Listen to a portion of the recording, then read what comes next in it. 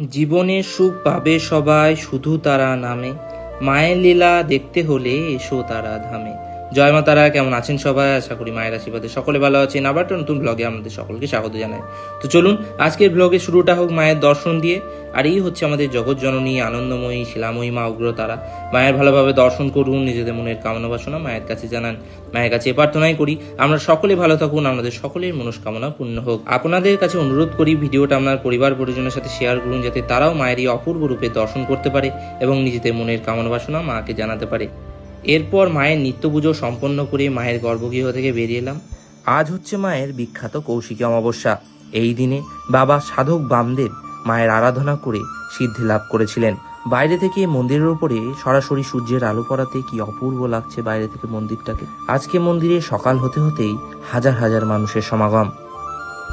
সকল ভক্ত এই বিশেষ দিনে মায়ের এই